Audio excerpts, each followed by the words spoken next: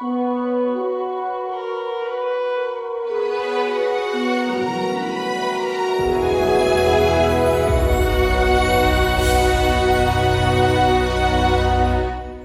успехот е медалот околу вратот, аплаузот од трибините или сепак нешто посуштински и подлабоко? Дали е поважно колку високо ќе скокнеме или сепак нешто кое што не држи стабилни и тогаш кога сме во височина, но и тогаш кога повторно ќе застанеме на земја? Јас сум Ана, а ова е Клуч. Клуч од фиоката која никој не ја отвара. Денес сум заедно со Саша Димитриевиќ, тренер по кошарка, со долгогодишно искуство во земјава и во странство, тренер на врвни спортисти, но и тренер своевремено, а и целовремено родител на еден од нашите најпознати кошаркари, Нено Димитриевиќ. Па, Саша, како си? Стандардното прашање за почеток и како се чувствуваш? Добар ден, ви благодарам за поканата за учество во вашиот подкаст. Навистина со задоволство ја прифатив ова покана да учествувам на оваа ваша тема, затоа што во целиот мој работен век, што се вика, работам со талентирани дечиња, кои што еден ден си го живеат својот професионален сон. Така, воедно и темата на која што ќе поразговараме е спортскиот коучинг, одскочна даска.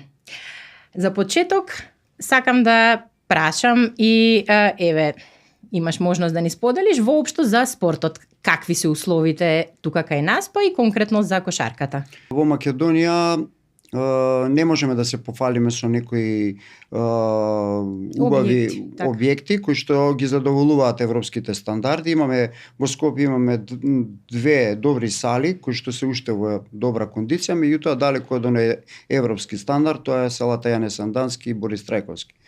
Сето друго е на граници на одржливото.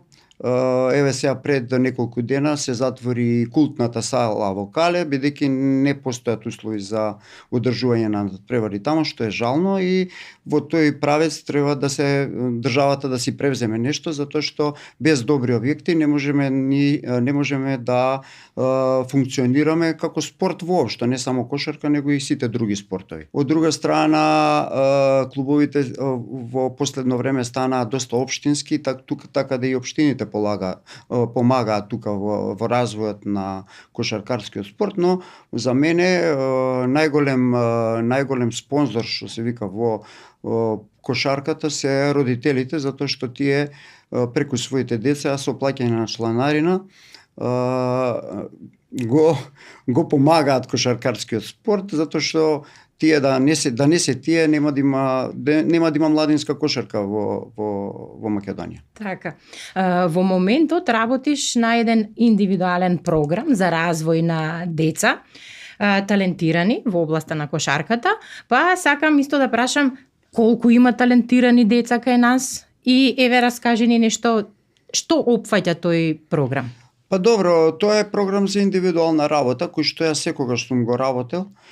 Сега малце поинтензивно, затоа што работам со неколку талентирани деца, каде што го гледам, каде што имам јасна визија за нивниот развој, како и што понатаму. Значи, тоа е еден предизвик за мене и една мотивација да на тие деца пренесам од моето искуство и од моето знаење, а со самото тоа да тие станат подобри, не само како играчи, туку и како луѓе. Има доста тренери во Македонија кои што работат на индивидуално со деца, меѓутоа многу малце или скоро воопшто никој не работи на менторирање, кој што е многу позначаен дел во тренирањето. Тоа се два сегменти кои што се поврзуваат еден со друг. Неопходни се да се се поврзуваат еден со друг. Така да спортското менторирање не е само подобрување на технички и тактичките, не е подобрување на техничко-тактичката подготвеност или некоја физичка подготвеност. Пред се тоа е еден процес каде младиот играч добива една насока, добива вредност и добива јасна визија за својот развој, не само развој кошаркарски, туку развој и личен развој. Менторирањето, односно добриот ментор го препознава потенцијалот кај детето и од кога ќе го препознае потенцијалот, онда прави план и прави план и индивидуален план и стратегија како со тоа дете да се постигне таа цел која е предвидена. Што е важно? Како се препознава тој талент? Па добро, прво тоа е едно секојдневна работа со самото дете, анализи на самиот тренинг и на надпревари, разговори и личен пример кој што треба да го остави менторот. Менторот помага на спортистот да научи што е тоа, например, дисциплина, што е тоа одговорност, што е почит, а исто така и како да се справи со притисоците кои што се соочуваат, без разлика дали е тоа надвор од теренот или на самиот терен. Овие се фактички тие вештини кои што се одскочна даска за да детето, односно спортистот, дојде на едно повисоко ниво, без разлика дали таа цел е професионален спорт, без разлика дали е тоа образование или некоја животна своја кариера. Значи, освен дисциплината и тренингот е потребно нешто повеќе. Тоа е клучно кај младите, затоа што кариерата на младите играчи, кариерата на играчите трае кратко време. И сега после тоа е многу важно, затоа што сите оние придобивки кои што детето ги учи додека тренира, и како ќе му бидат корисни за понатамошниот дел во животот кога ќе престане со бавењето на спорт. Так, значи еден вид и живот на школа понатака. Па да, така му доаѓа. Така би дошло. Дали освен талентот на детето е потребно да има талент и можеби тренерот, родителот? Да. Тоа е една навистина убава тема за разговор, затоа што талентот како талент, ја мислам дека е еден од најексплоатираните и најупотребуваните изрази во спортската литература, затоа што денеска секој си дава за право, без разлика на неговата стручност, да оценува дали некое дете е талентирано или не е талентирано. Во спортската литература има доста голем број дефиниции што значи тоа талент, меѓутоа за мене лично, ова сум го кажувал и на други места, на разни дебати и на семинари, за мене лично талентот е дар од Бога. Значи, за да едно дете успее во спортот, треба да биде талентирано.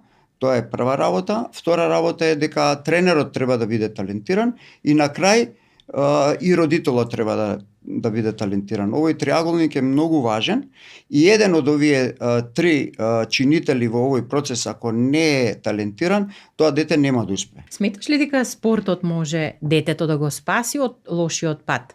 Па да, тоа е главната работа, затоа што знаеме спортот какви бенефиции си носи, знаеме кој детето што спортува со какви све предизвици се соочува и дека детето што спортува влага во еден систем каде што владее дисциплина, каде што владее тимски дух, каде што владеат одредени правила на кои што детето мора да се прилагоди, бидејќи ако не се прилагоди на тие правила, он нема да биде дел од тимот.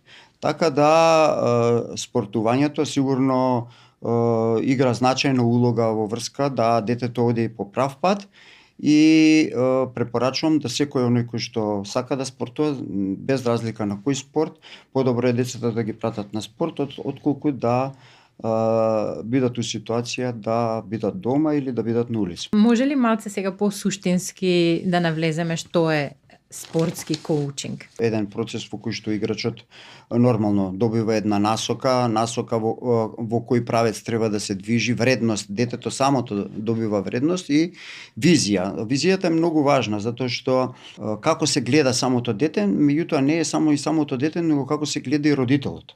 Како родителот го гледа на неговото дете. Сега од друга страна, секојдневните разговори, секојдневните анализи кои што ги правам со тие деца, доведуваат до тоа да тие деца, например, станат подисциплинирани, да тие деца станат поодговорни. И тоа е целта на менторирањето, на спортскиот коучинг, од тие деца да го извлечеш најдоброто.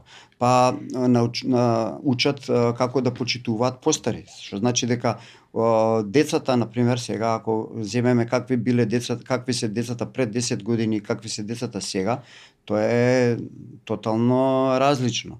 Значи, затоа што порано, знаете дека децата повеќе беа надвор, игра, сега се повеќе внатре. Значи, сега се повеќе со телефони. Точно е дека имаат сега повише информации, но од друга страна па помалци се движат. Овие деца порано, значи, како си ги тренирал тие деца порано пред 10 години, не можеш да ги тренираш истите исто како сега. Јас имам една случка, например, 90-тите години, кога бев тренер во МЗТ, во една навистина талентирана генерација. Например, јас знам дека беше петок и требаше во сабота да имаме тренинг, јас им викам, утре тренингот во 5 сабајле.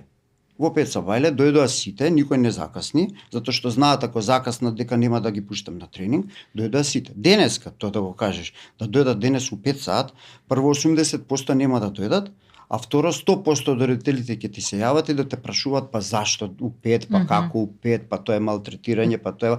Значи, сега, во една таква ситуација, ти како тренер, ако не се прилагодуваш на ситуацијата која што е сега, онда не можеш да успееш да го извадиш најдоброто од денешниве деца. Така да тоа е малце така, како да кажам, и предизвик за самите нас, за тренерите, затоа што ти ако не се менуваш, бидејќи кошарката еволуира секој ден. Тоа што е денеска ново, утре е веќе старо. И ако ти тоа не го пратиш, и ако не го пратиш новиот тренд, тогаш ќе стагнираш и веќе како тренер нема да постоиш. Да. И вашите деца исто се спортисти, керката веќе сега се пренасочува во друга насока, но синот е веќе врвен кошаркар, кој што игра нели надвор во странство. Каде играше? Како беше? Да, сега пред еден месец е веќе во Минхен, во Бајер Минхен, игра во Евролигата, нено. Така, и сега какво е чувството да си родител на еден од најуспешните, би кажала, кошаркари тука? Па нормално, чувството е убаво и навистина среќни сме со мојата сопруга, затоа што навистина двете деца ни се навистина прекрасни личности и кои што се пример за многумина и со своето однесување, така да нормално Нено и Марија се деца кои што со сопругата имавме една визија, затоа кажувам дека визијата е многу важна. Визија во која што ги гледавме уште од старт како успешни. Нено на 5 години почна да тренира кошарка. На 5 години бевме се сеќавам на еден камп на Златибор каде што ги освои сите можни награди. Во тој правец продолжи на 14 години, што воопшто не беше лесно, замина од Македонија во Шпанија. Исто така и Марија на 14 години замина исто и она во Шпанија. Тамо помина 3 години, научи шпански перфектно, англиски и се врати тука, заврши факултет, сега работи.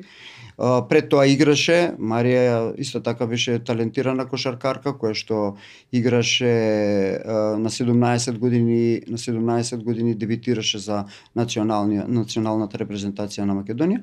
Така да можам да кажам дека сме ептен среќни и задоволни и среќни затоа што децата ни се бават и се бавеле со спорт. Марија и ден денеска тие придобивки од тренингот ги користи и сега, и ден денеска спортува, тренира, игра тенис, иде на фитнес, така да сите тие придобивки кои што она ги добила кога тренирала, ги користи и сега. Во животот. Да.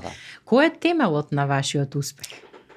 Па, како да кажам, сега темелот на мојот успех е верата во Господ Исус Христос. Можам така, мислам Наједноставно.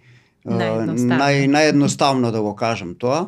Таа вера ме научи мене пред се на една понизност кога правам некој резултат или сум направил некој проект успешен, значи таа е таа вера и таа понизност која што ја добив од таа вера.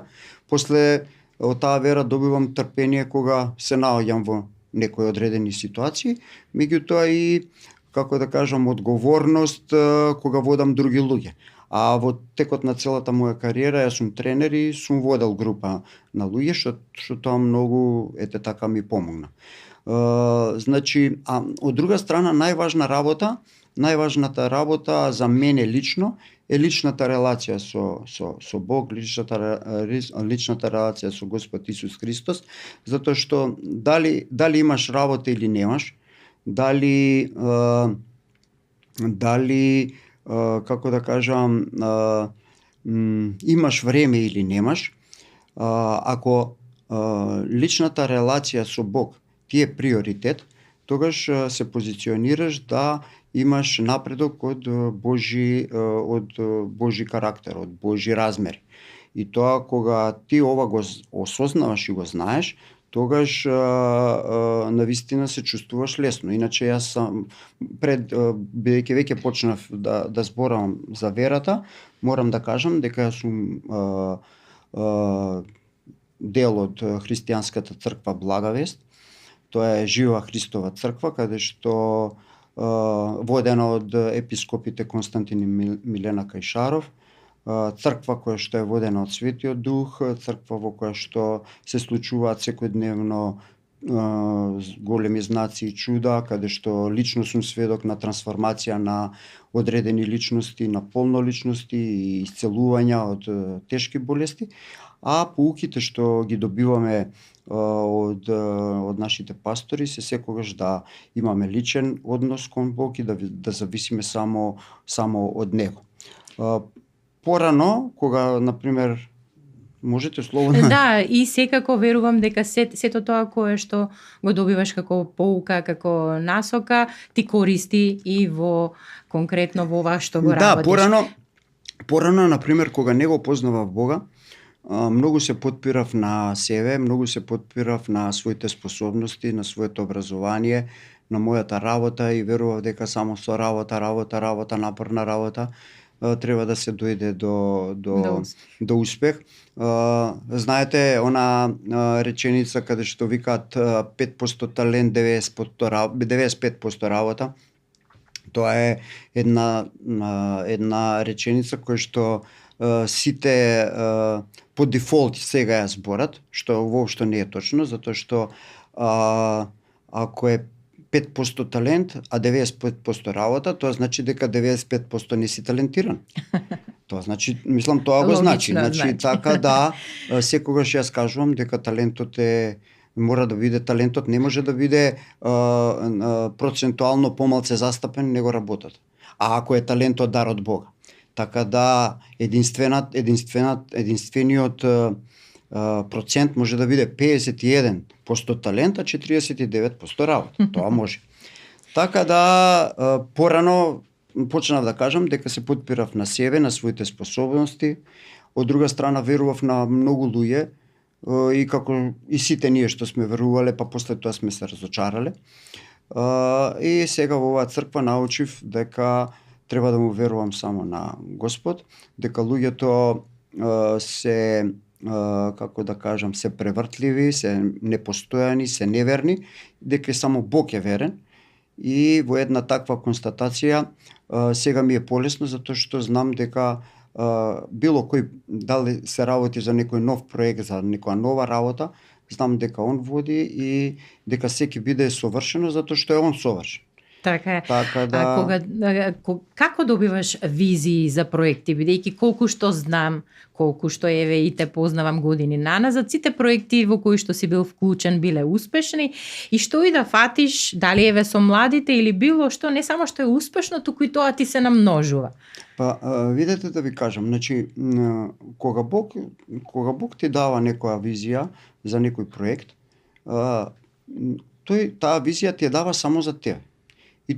И тој проект е уникатен затоа што е проект за тебе. Сега на пример работам на еден проект кој што се вика Basket Grow Zone.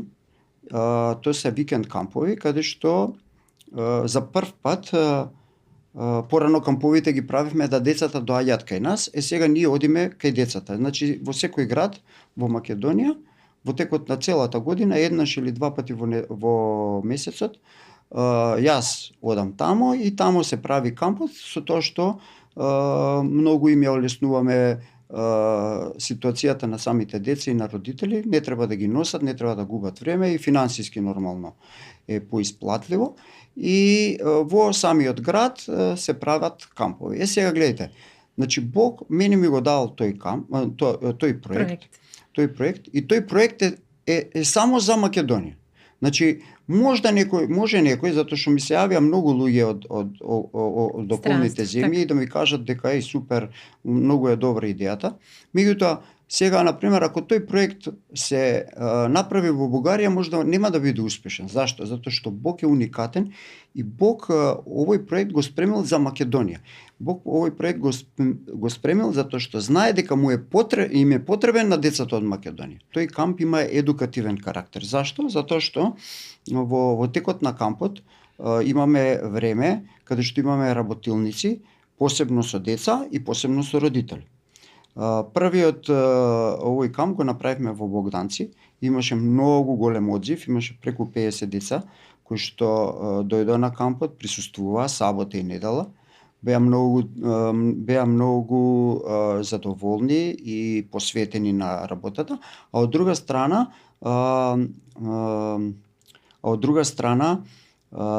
родителите беа презадоволни затоа што имаше работилница за родителите како улогата на родителите во развојот на нивните деца, како они да ги гледаат своите деца како успешни и како на пример да постапуваат во одредени ситуации кога нивното дете на пример е талентирано. Фактички го кажувавме нашиот пример со нашите деца.